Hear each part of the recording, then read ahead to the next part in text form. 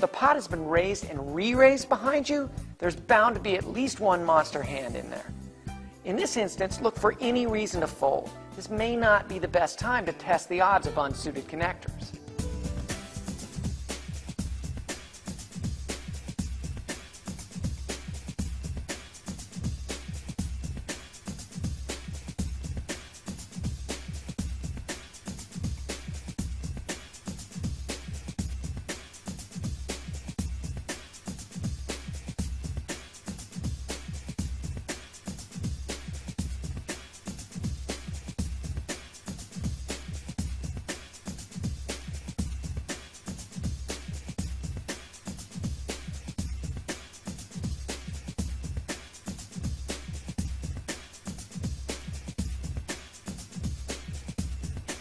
Last position, as previously mentioned, is the best position in Hold'em poker.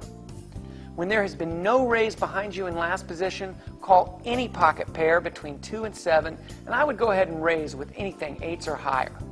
You can also call with any 2 large cards, but remember, if you play hands like King Jack, you're going to need to get help on the flop immediately. And remember that any ace with a hand like King Jack, an ace on the board is going to kill your hand. Play suited connectors all the way down to 5-4. You can play suited cards with a 1-card gap in them, but like Jack-9 of clubs. But don't stay in with anything lower than 7-5 suited. And remember, always play cards like Ace-5 suited delicately, realizing again that if your ace does flop, your kicker may not be good. When you're in last position and there's been a raise and even a re-raise, remember to evaluate your cards effectively. Don't necessarily stay in purely because of your position. If it's not a hand you would raise in middle position, certainly don't raise it here. Some people fall in love with last position and attempt to bully from it. Now mind you, this can be a really effective technique, but it must be used selectively. If players begin to see you will bully with marginal hands, they will adjust their play accordingly and they will set you up with open limps and other tactical re-raise plays. As discussed throughout this series, you must mix your game up.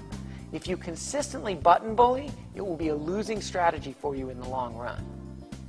The players of today are too skilled and too experienced not to see through thinly veiled plays executed over and over. Using the power of late position can be a really valuable tool, but only if it's used wisely.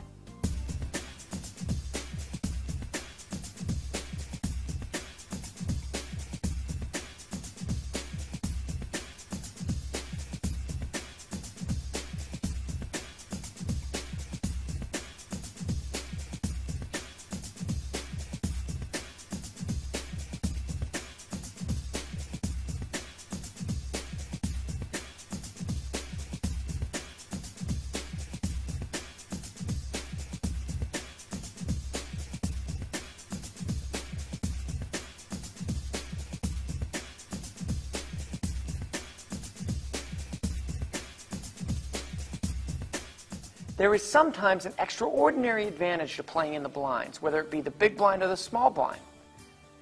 Keep in mind that when you are playing the blinds, you will be in the worst position after the flop. This is really important to think about. You will have to act first or second. So be aware that the hands you're playing should be evaluated with that in mind. In the small blind with no raise before you, call with any pair, any ace or king, and any 2 suited cards. You can play any unsuited connectors, but I wouldn't play 3-2 or 4-3, as when you hit your hands, oftentimes there's no value in them. But if there's been a raise, keep in mind that you will be the first person to act after the flop, turn, and river. Forget about the money that you've already put in the pot and play like you're in middle position with a raise behind you. Let me repeat that. It's really important. Forget about the money that you've already put in the pot. Blinds are a cost of doing business and should be viewed as such. If you're going to call a raise from one of the blinds, have a plan before the flop hits. And what I mean by this is, if you're going to call a raise with a specific hand, have a flop you're looking for, or have a plan as to what you're going to do, because guess what? You will be the next person to act after the flop. Even if the plan is to call with trash and bet out if trash hits the board, and we'll talk more about that later. But avoid just calling to see flops from the blinds because you're already partially invested in the pot. There's an expression in business: don't throw good money after bad.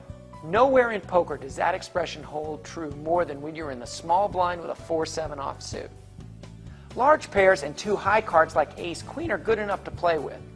But when you're holding a monster pair or even ace-king, re-raising from the small blind is a good play, as people will generally give you credit for having a big hand.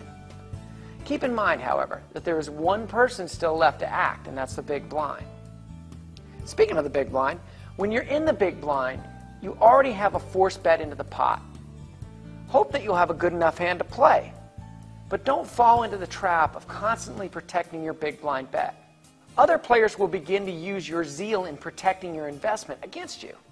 Raise from the big blind with pairs over eights, large suited cards like ace-king down to king-jack, as well as ace-king, ace-queen, and king-queen offsuit.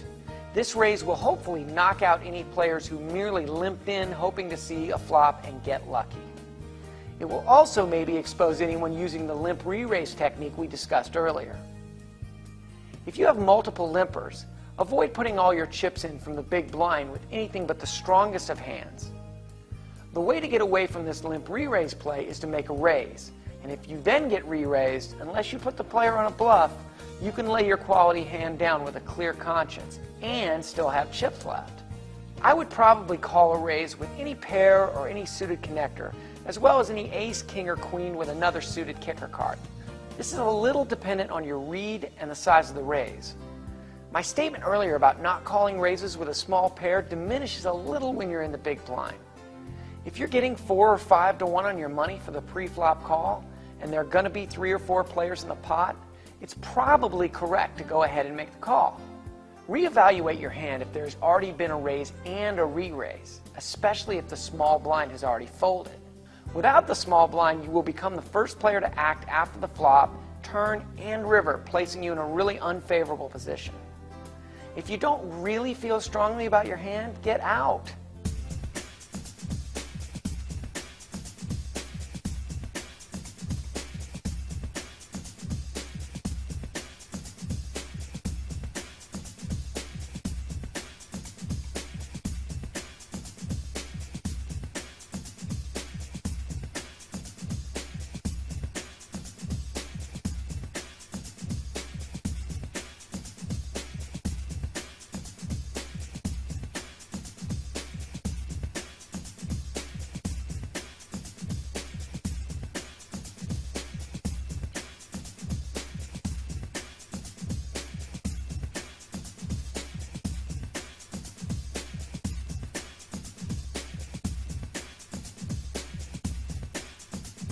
So once you've made it through the first betting round, it's time for the flop.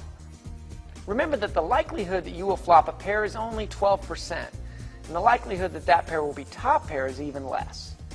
So what do you do if you flop nothing at all? Well, it depends on your position. If you are first to act or out of position, then your options are to check or fire a bet in and try to bluff at the pot. If someone behind you bets, get out of the hand. If you're in last position and it's checked around to you, go ahead and fire a bet out if you sense weakness and try to pick up the pot. Don't get caught into a check-raise situation.